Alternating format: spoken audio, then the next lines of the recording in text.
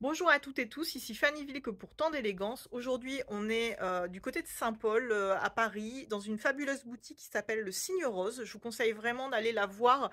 C'est la caverne d'Ali Baba, comme vous pouvez voir. Il y a du costume, il y a des accessoires, il y a des bijoux, plein de pièces d'époque super sympas.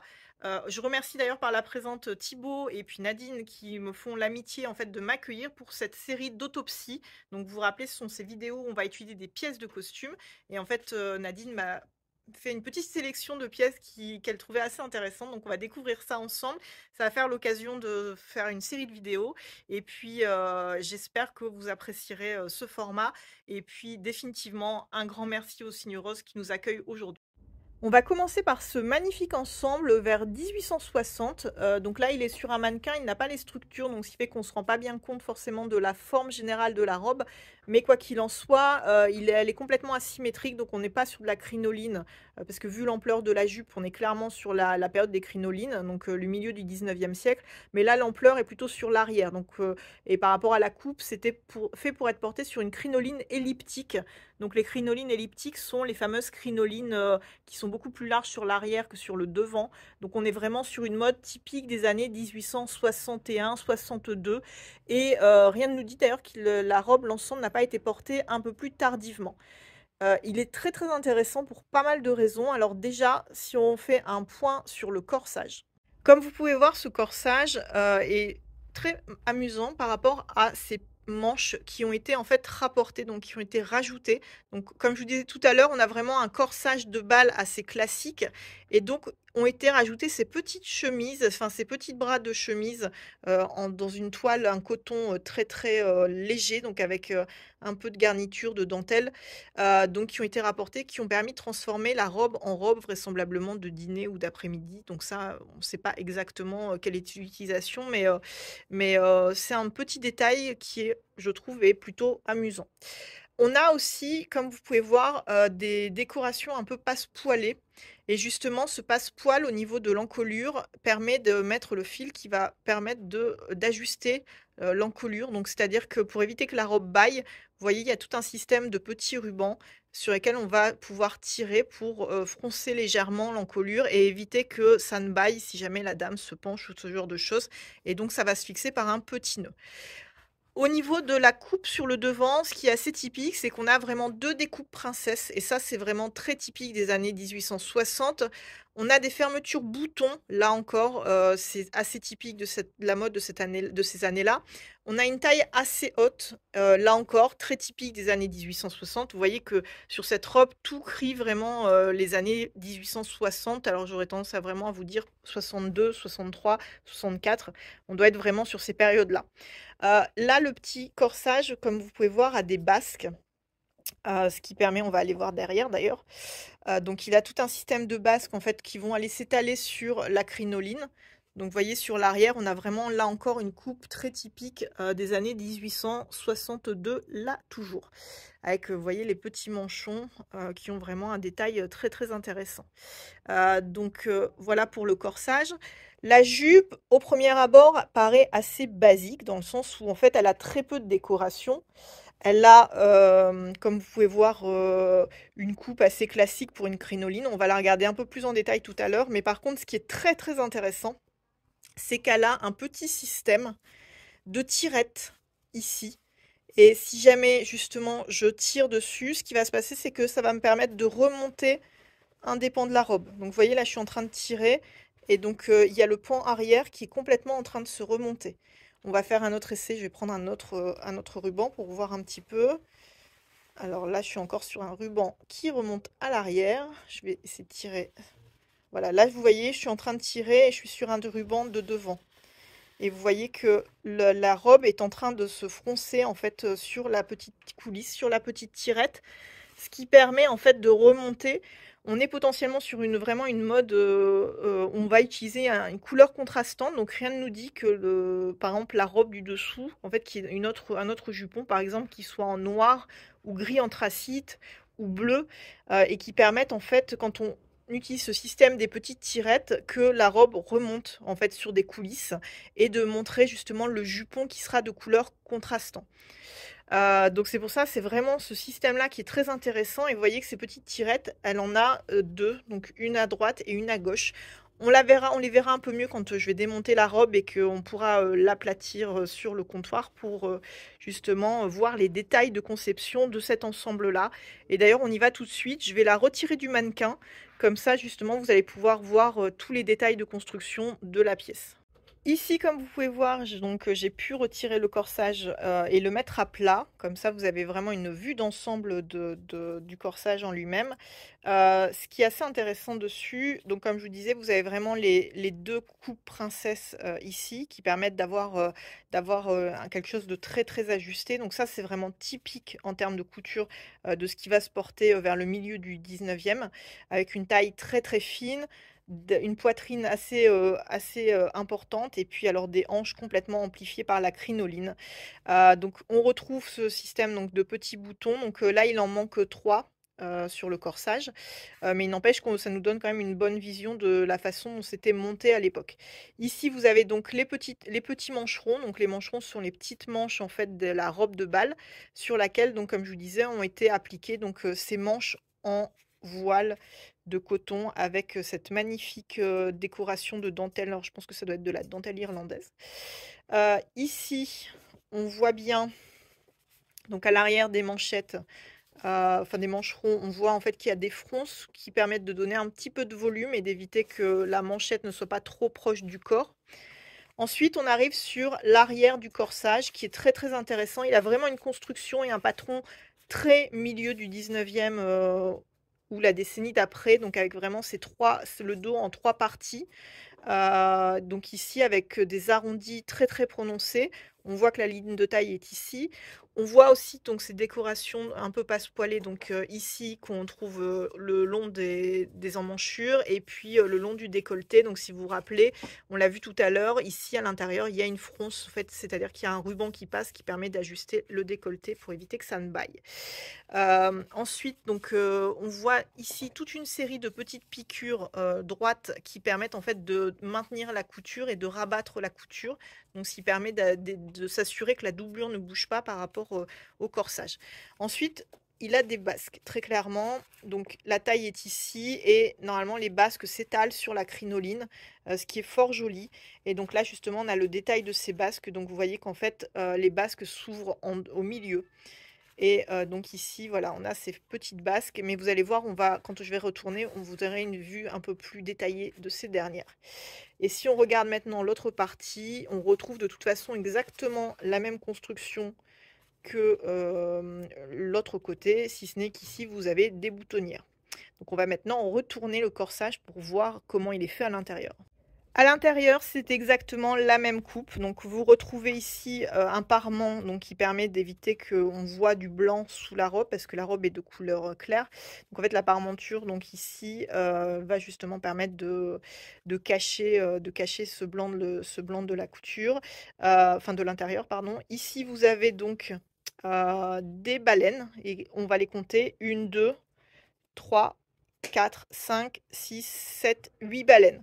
Ça, c'est très typique d'avoir au moins des baleines sur l'avant au niveau des coutures. Donc les fameuses coutures princesses ne servent pas uniquement à décorer, à donner la forme, elles permettent aussi de structurer grâce à cet ajout de baleines. Et puis, ce qui est assez fréquent, c'est d'avoir des baleines sur l'arrière. Et là, vous voyez qu'elles sont toutes petites. L'idée, c'est vraiment de baleiner la taille et tout ce qui est alentour de la taille. Mais elles s'arrêtent ici. Il n'y a pas besoin de monter beaucoup trop haut parce qu'en fait, justement, on va donner un petit peu plus comment dire, d'ampleur sur le reste de la silhouette. Et là, ce qui est assez rare, c'est qu'il y a des baleines aussi sur le dessous de bras. Donc, vous voyez, ça arrive, mais c'est vrai que c'est un petit peu plus rare. Vous avez un ruban de taille, donc qui permet en fait d'avoir la tension en fait et d'épargner le tissu qui va être protégé de toute la tension du vêtement porté parce qu'on est sur des vêtements très très ajustés.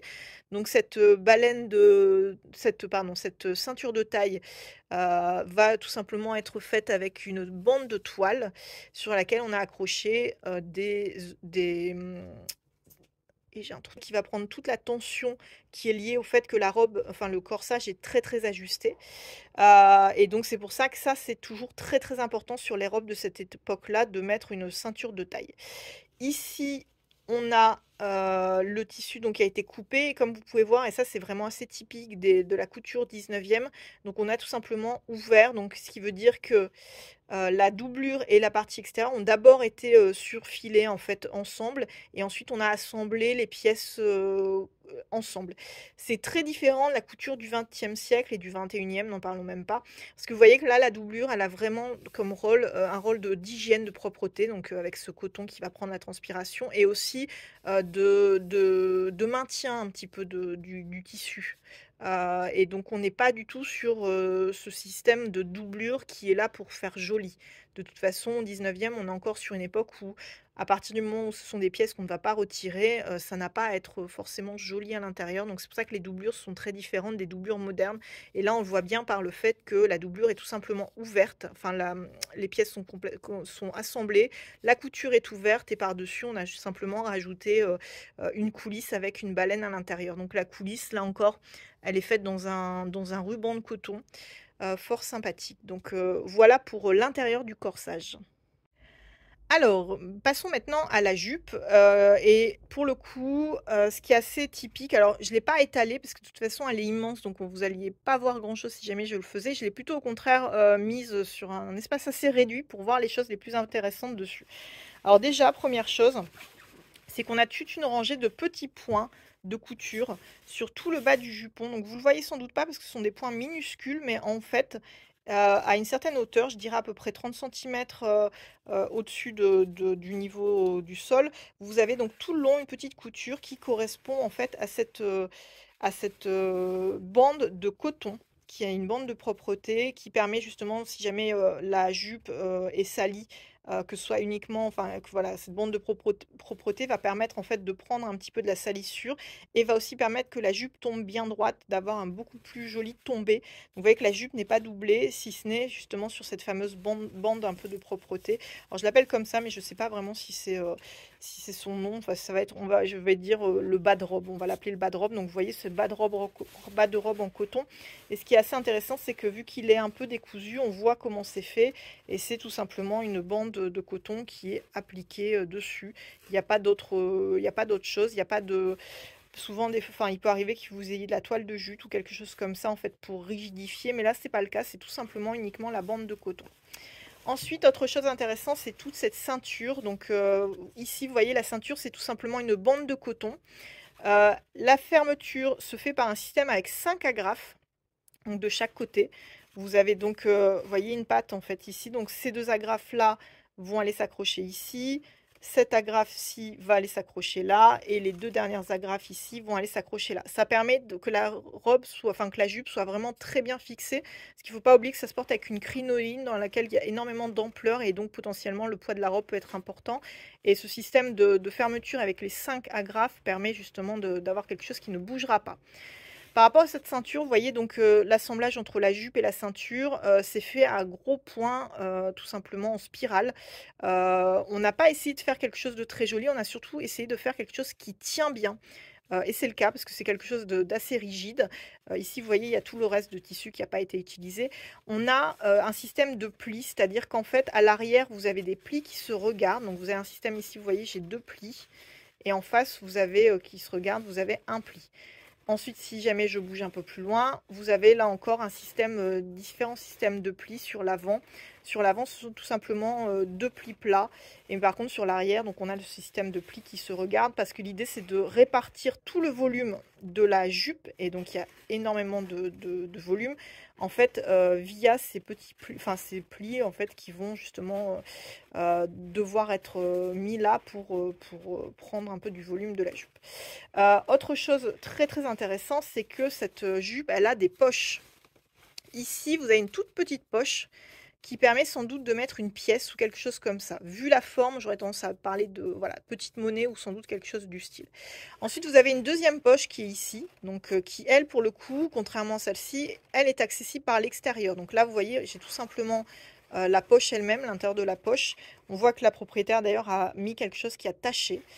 Heureusement, ça n'a pas transpiré, enfin, c'est pas passé sur l'extérieur, mais en tout cas, voilà, elle a mis quelque chose dans sa poche qui a fait une grosse tache.